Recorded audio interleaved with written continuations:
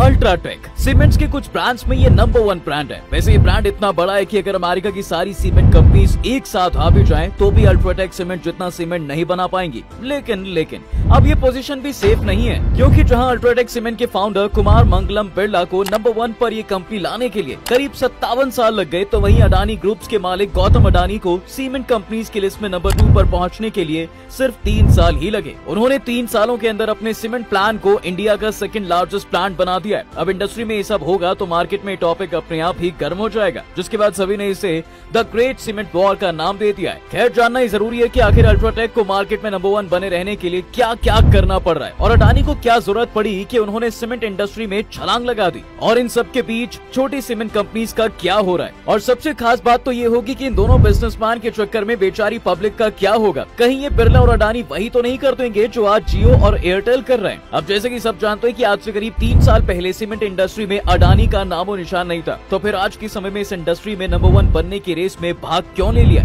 क्योंकि अडानी ने सोचा कि इंडिया की इकोनॉमी तो बढ़ ही रही है, जिसके लिए स्कूल, कॉलेजेस, हॉस्पिटल्स, ब्रिजेस जैसी चीजें बनानी पड़ेंगी, और इन सबको बनाने के लिए यूज होगा सीमेंट। और इस साल के बजट में भी बताया गया है कि शहरों में करीब 1 करोड़ घर और गाँव में 2 करोड़ घर बनाए जाएंगे। तो अडानी ने सोचा कि अब सीमेंट का नया प्लांट लगाने में तो सालों लग जाएंगे। ऐसा करते हैं, जितने भी छोटे लेवल के सीमेंट ब्रांड हैं उन्हें डायरेक्ट खरीद लिया जाए, क्योंकि ऐसे में टाइम भी कम लगेगा और कमाई भी जल्दी शुरू हो जाएगी। जिसके बाद उन्होंने एसीसी सीमेंट और अंबुजा सीमेंट्स के करोड़ों रुपए देकर खरीद लिया। जिसके बाद अडानी एक्विजिशंस के साथ आ गए नंबर 2 पर। लेकिन इतने से भी उनका मन नहीं भरा। अब मन तो चंचल है, कहाँ थोड़े से में भरने वाला था, उसे तो जितना मिले उतना कम है। खैर, उसके बाद उन्होंने सांघी इंडस्ट्रीज को 5000 करोड़ में खरीद लिया। फिर एक छोटी सी माय होम ग्रुप की कंपनी थी, उसे भी अडानी ने 413 करोड़ में ले लिया। पेन्ना प्रीमियम कंपनी को 10,422 करोड़ में खरीद लिया। इन सारी कंपनीज को खरीदने के बाद ये साल में 8.5 करोड़ टन सीमेंट बना सकते हैं। इतनी सारी मेहनत मशक्कत करने के बाद 3 सालों में सीमेंट इंडस्ट्री की रेस में पहुंचे पोजीशन नंबर 2 पर।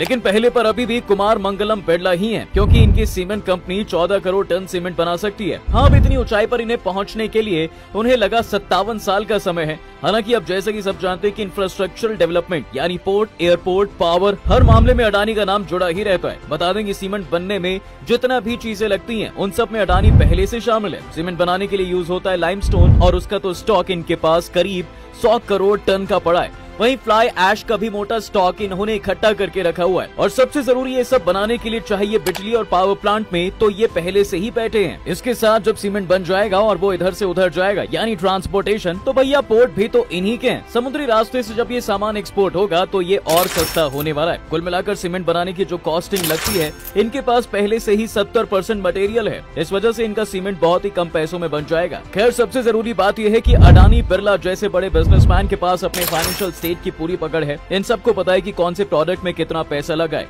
कितना पैसा आया, कितना गया, कब लोन लेना है, कितना लेना है, इन्हें सब पता है। इसलिए मार्केट में बड़े बड़े गेम खेल लेते हैं। अब उन्हीं की जगह छोटे लेवल के बिजनेसमैन इन सब चीजों में कच्चे रह जाते हैं। चलिए अब फिलहाल वापस अडानी पर आते हैं। उनकी कंपनी अभी जहां 8.5 करोड़ टन सीमेंट साल भर में बना रही है, वहीं वो धीरे धीरे आगे आने वाले सालों में 2027 तक 113 मिलियन और 2028 तक 150 मिलियन टन सीमेंट एक साल में बनाएगी, जिसके लिए पहले से ही उन्होंने 25,000 करोड़ साइड में रख लिए हैं। अडानी का मामला तो आप समझ ही चुके हैं। लेकिन अब आते हैं कुमार मंगलम बिरला पर, जिनकी कंपनी तो पहले से ही साल में 140 मिलियन टन सीमेंट बना रही है, यानी अमेरिका की 1.5 गुना से भी ज्यादा सीमेंट बना रही है। यूरोप में 80% कैपेसिटी का सीमेंट अपने बिरला ग्रुप वाले बना रहे हैं। इनके पास cement plant, grinding plant, concrete plant मिलाकर टोटल 59 लोकेशंस पर पूरे इंडिया में आपको मिल जाएंगे। वहीं 300 से भी ज्यादा मिक्स कंक्रीट प्लांट है। अब इनकी प्लानिंग है, जब तक अडानी 140 मिलियन पर पहुंचेंगे, मैं तब तक 200 मिलियन पर आ जाऊंगा, क्योंकि वो चाहते हैं कि 50 से 60 मिलियन का ये गैप बना रहे। अब जैसे अडानी 25,000 करोड़ साइड रख के बैठे हैं, वैसे ही इन्होंने 32,000 करोड़ को साइड रख दिया है। और तो और बिरला जी भी धीरे धीरे छोटी छोटी कंपनी खरीद रहे हैं। नॉर्थ में तो इनका बिजनेस पहले से ही जमा हुआ है, जिसे देखते हुए इन्होंने साउथ के तमिलनाडु में